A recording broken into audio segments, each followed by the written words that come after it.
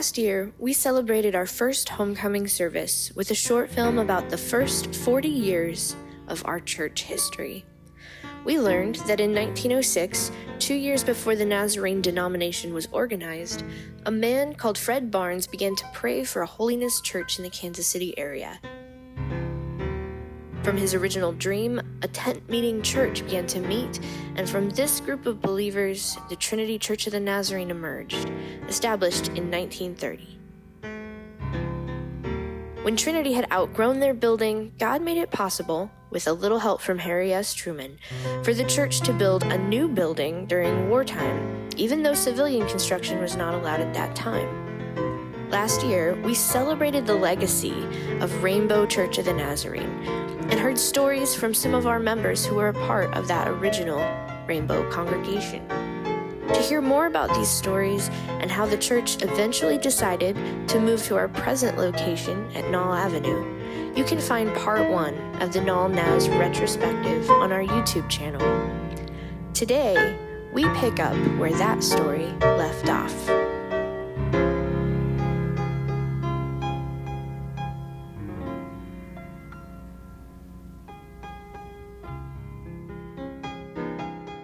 As you know, I've lived in Johnson County, and we drive a ways in to get here.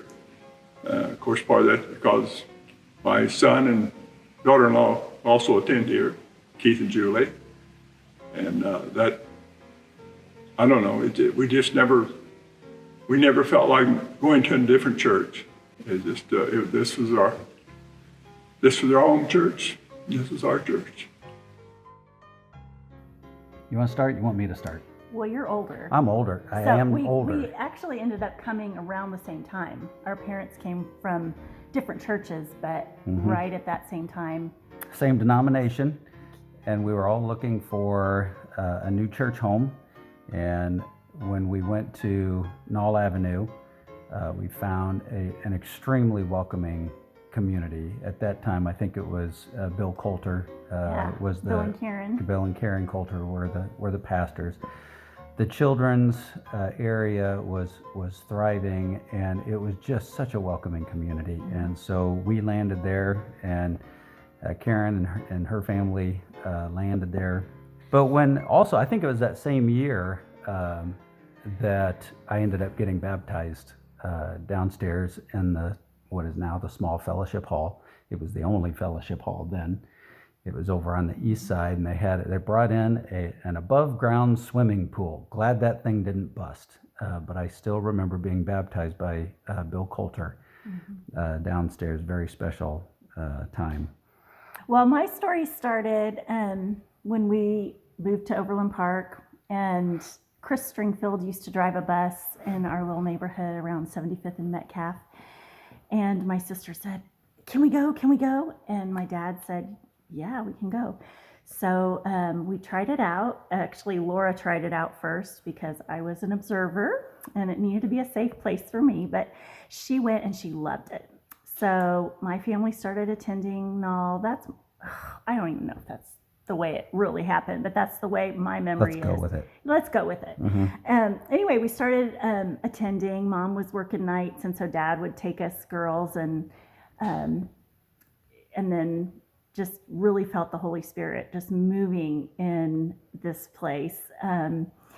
The small chapel would be so full. We'd have folding chairs out in the little vestibule. We'd have to watch. If you didn't get there on time, you didn't get a seat. So shoulder to shoulder. Yeah, and you just felt that Spirit of the Lord. People would stand up and testify, and we'd have the open altar time. And I just remember being a kid. I was, I think, 6 when we started coming in that's going to date me, in the 70s. And oh my goodness, I can just still remember watching my mom praying with other women and just really loving the choir. There was a choir, and Bill and Karen, of course, had Lisa, who was my age, and so I'd get to go to their house after church sometimes, and did caravans. Ray and Sue Stark taught me Bible verses when I was just 5 or 6 years old. Thank you for You that. are looking at an Esther Carson Award winner. You bet. Right there. And that's a Phineas F. Brzee the Award first winner. one at Nall Avenue Church the Nazarene. So yes, Dan you did. Goodwin and I were on a race to see who could get the Phineas F. Brzee Award first. And we finished the badge at the same time, but I was a faster runner than he was, and I beat it up to the caravan leader first. So I got the first Phineas F. Brzee Award Dan, winner. if you're seeing this, you probably didn't care that much, but it was a big deal. Oh, he cared. He definitely cared. Anyway. And that's what caravans is all about, is, beating somebody to the punch, right? Getting more badges. No, Right. The girls were a little bit different. And we realized after we went to 2 services, after a short period of time, and realized that we needed a larger sanctuary. And we went to build this building. This part of this was in 79 or 80s when we opened it up. Yeah, well, I remember because we were bursting at the seams, the board and pastor decided to do a building program. Mm-hmm. And I remember sitting in the service in the small sanctuary and seeing a big old thermometer up front. And at the top was $100,000. That was going to be the amount that needed to be raised in order to move forward with the new building program. Okay. And it stayed up there for weeks, and we finally had a pledge campaign. Of course, I was a kid, so I Right. might have given something, but it wasn't going to move that needle or that thermometer very much. And I remember having a really incredible prayer time, testimony service, vision service, and then it was time for the pledges to be had, and people would just stand up, and it wasn't like you write it on a card and tally it up. I think there might have been that, but the pledges came in and were tallied. And I remember Bill and Karen. Now he's a pastor, and even at that age, I knew, in the minute you don't get rich in the ministry. And I remember them talking to each other again and say, we're gonna give another $1,000 and join me in this endeavor. And we got to $100,000. With the sanctuary, I remember raising $90,000 on one Sunday night in a program. It was totally based on faith, and that really still stands out as a big thing in my mind about how God blessed us and how He's blessed us through all of the years. Financially, I just see Him helping us to continue to be strong. No, AV Auto was this general contractor under the original building and under this building also. And for you that know Anthony Otto, he was a perfectionist, and so it's a well-built building. One thing, this carpet we're sitting here looking at is the original carpet, and that's from 1979 to 1980. It's never been replaced, so it was a well-built building as far as the building goes. On the building, and I got to participate in actually putting up the forms of the foundation with Jeff Godwin and other teens of the new sanctuary. So it was really special. The concrete floor before the red carpet was put in, and the cross was laying underneath the skylight on these huge sawhorses or table of some sort. It's massive when you're up close to it, and it is awesome.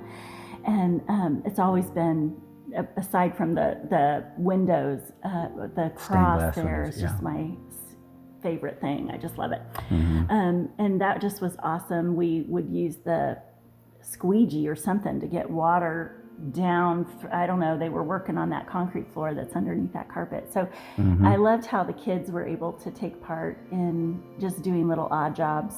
I was probably there with my dad. He was probably helping out or something, but it still was significant. Were you guys here when the sanctuary was built? You came right after it was okay. We were here for finishing the basement. Right. The restrooms were not finished. Okay. And that summer that I came in, we made homemade tables for downstairs, and we did all the plumbing in the basement. The only thing we had was the bathroom facilities was up at this level. We really did a good job on that because that stuff, 42 years. We came to know because of our daughter. She was in the youth group here at Nall and absolutely loved it. And the church we went to had a very, very, very small youth group. And she said, you've got to get Mike, our son. You've got to get him there because they've got the greatest group that there ever was. And so we brought him over here. And I don't like change at all, but I came too, and Frank came. But he just flourished here, and she flourished here, and we just liked it, and we just stayed. Okay. The youth pastor was Mickey Cox, and he would come and visit our home and visit with our son and with our daughter. And they just really had all the confidence in the world in him and really did like him. So, and he was so involved with the kids. That's what made a difference for it. So as we enter into the 80s, I would say that was probably the richest time. Probably probably the richest time spiritually and relationally in my life. Anyway, it set the foundation for the rest of life, and much of that can be attributed to a guy by the name of Mickey Cox, a single youth pastor that just poured himself into discipling kids. And Lee and Frank True, you know what I'm talking about. Mike was a part of that. Sulia's, Godwin's, so many, Coulter's in their later years there. Just so many friends, Shane Simpkin, just Eric Lee. And I guess what was so just marked in my mind is Nall was just so welcoming and such a place of spiritual nurture as well as relational nurture and fun. And just plain fun. And, so to the point where in junior high, invited a little gal that was new in the middle of the school year to come to church. She went to Trail Ridge Middle School, and so I said, hey, you want to come to church? And she did, and ended up going there for a time, and then went to camp and ended up accepting Christ. Never looked back. Her name was Jody Grigsby at the time, Jody Cooper. Ended up being a Nazarene missionary. They were a very tight group. If you were a part of that school, it meant a lot to you. If you were not a part of a group, but community means so much, even more so today. And I would say that Mickey drew the kids out. They took trips every year, skiing, Camp Bell. They went to Colorado. The ringleader there was Jeff Swearingen, and he was one of the key men for our son Michael. They played sports teams. I played ball teams we had 3 ball teams. I got to play with one of those. So Mickey was also in charge of a lot of the district activities. So we'd do Worlds of Fun. He started a music group called Praise. I remember. Do you remember that? Yeah. I was a watcher. Yeah. I loved it. And famous. Yeah. And he would have Praise sing at events like Worlds of Fun. And it was such a blast. So we get to sing on the stage of the Moulin Rouge that was out there at Worlds of Fun? Anyway, we get to do that. Mike True was a part of that as well. Our son could not hold a tune in a bucket at all. But Mickey found a way, and they went to Worlds of Fun and performed, the group did. And Mickey found a way to include Mike, even though he couldn't sing, and he had him be the announcer of all of the songs and things that the kids sang. So Mike still felt a part of it, even though he didn't have a microphone in front of him.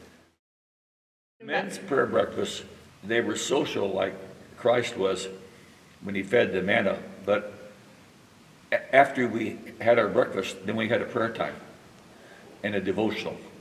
We realized that God talks to us through his word, and we talk to God through our prayers. Dean Quillen was the catalyst. Bill Fitzpatrick's wife was the cook, And we met till Dean Quillen left, and then we kind of fell apart. So we met for about 15 years. And all the pastors came because it was a good meal. But for 10 or 15 years, we had a really good men's ministry. But we had the dinner, and you could bring in somebody with you. And we always had 10 or 15 guys. It was really good, an ideal size group. After we moved into this building, the Power and Light Company had a situation where didn't get something switched over. They were charging us half of what they should have been charging us. That went on for 5 years. The Power and Light Company came to us and said, well, no, you need to pay that back. We're real generous. We'll give you 5 years to make it up. But this is the point of doubling your electrical bill, and then on top of that, paying for the last 5 years. So you'd actually 4 times it. And I remember 3 of us went to the Power and Light Company and said, wait a minute, help us here a little bit. They had no interest in helping us. They were, well, if we give you the break, then the other people on the power, we're not a monopoly, but we are. We're going to make a profit, and if we give a discount to you, then we're cheating other people. We're making them make up the difference. The men were having a Saturday morning prayer breakfast, and Jay Hunton got the call from the Power and Light, and they forgave it. That was big deal. Being an accountant, you understand those things. I think I was probably treasurer at that time, and it did make a difference. It made a big difference in what our income and expenses would be. So that's one of the big things that I can think about. That was God was in that.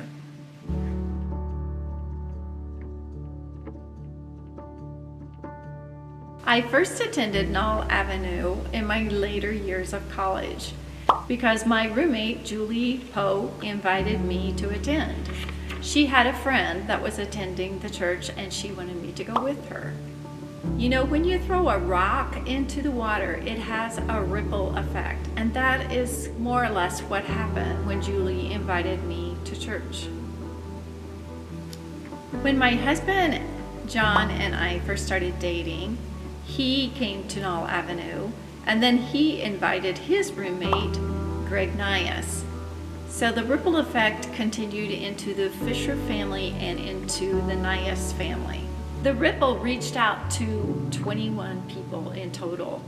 As you can tell, the Fishers pretty much our family likes to do things together.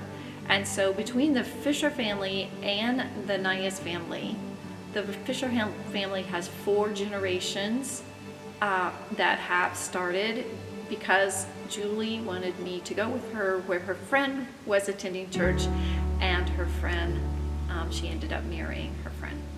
Maybe give the credit to Keith also. Got Bob Cox talking about bringing his family. Oh my goodness, so it starts with Bob. Yeah. It wasn't because I invited anybody. It it kind of happened because you touch people and in their lives, and their lives want to just, mesh together with yours. And they're just like, I'm looking for a church too. And so when Scott and Wendy got married, they started coming here. When Sean and Kendra got married, they started attending here. And so then their kids started attending too, so.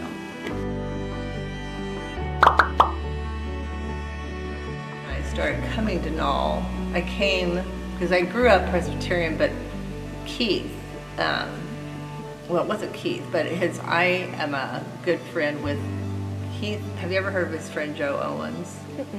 Anyhow, he went here when they were like college age or whatever, and I was good friends with Joe's sister. We grew up together. And so I've known Keith like forever. And but it was because Tama kept saying, she goes, well, when you go back, because I got my teaching job, and I was like, I didn't really want to go back to where my parents were going and where I had grown up and stuff. And so then she goes, you should try the church where Joe went. And at that time, Pastor Coulter actually was here. And so I met with him a lot about the church and stuff like that. We had a strong young adult group that met weekly and maybe monthly in people's homes. And it was a very good time for people to share together, especially young families, young parents that needed encouragement along the way. I do believe, though, one of the main things that was very important in my life and my husband's life and also in our girls' life was that there were older people in the congregation that reached out to us and showed encouragement and genuinely cared. It's so cool that the church family celebrates with you and your milestones, your family's milestones of your life. I mean, weddings, baby dedications, and baptisms, and Christmas programs. I was born in 1985. My parents attended Nall Avenue Church of the Nazarene at that time. And I was dedicated here by Pastor Jay Hunton in July. My dad loves to tell that story. It's one of his favorites, about how Pastor Jay joked that he couldn't find the baby in the dedication gown. It was just all fabric and poof and fluff. The thing about growing up at Nall that had the biggest impact on my life is that there were so many grandmas and grandparents and aunts and uncles. It was like growing up with a huge extended family, which was great for me because I didn't have aunts and uncles that were close by. And so to have that family feeling here locally where everybody participated in raising each other's children, in my Christian education, and just helping me develop into what I am today. When you're a young married and you're wanting to be a good wife, I was wanting to be a good wife, and You were a good wife. I was trying to having babies, and those girls, we did Power of Praying Wife, and we prayed for each other. We prayed for each other's marriages, and we helped each other with our little people that were coming. And we did hard times together. We did miscarriages and illnesses and sad times, and then we did hilarious, joyous things together, camping and the hay rides.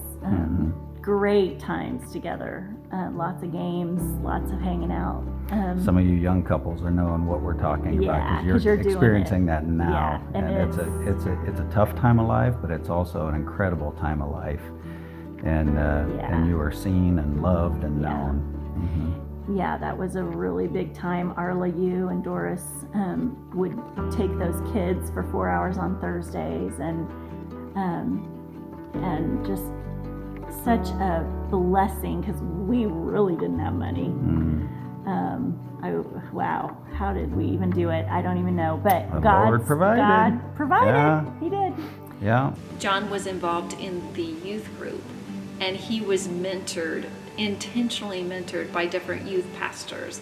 Brian Roller was a youth pastor, and also Brian Hellstrom was a youth pastor. And also there was a Mother's Day Out program that Arla Yu was the head of, and that was so helpful to young mothers that needed a break or just needed to go run errands without taking their kids. And that was a very integral part of our life also. I started attending Nall Avenue in the 80s, and at that time, Pastor Jay and Carol Hunton were pastoring the church. A special memory for me is when Carol Hunton started the New Covenant class in the 80s.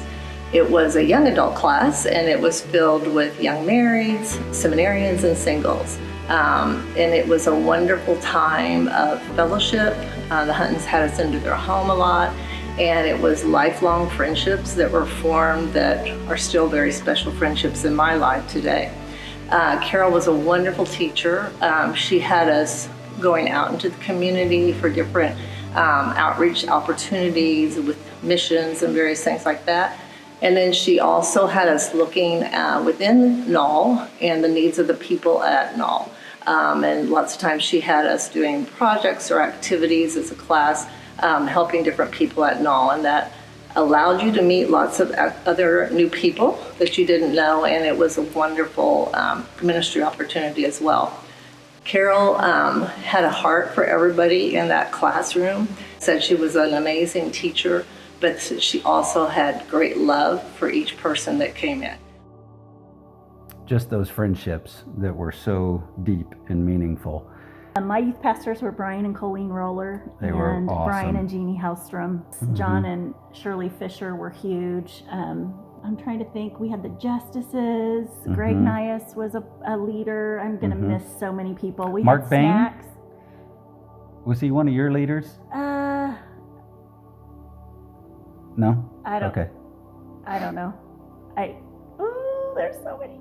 Yeah. We're going to get in trouble for but trying to the name Teals everybody. and the Starks and Yeah. the Hughes, and I'm trying to think of all the people that would have us over. The Whitakers would have us over for snacks after church on Sunday nights, and that was really fun. Such fellowship. It was just incredible. Yeah. Just friends we had made,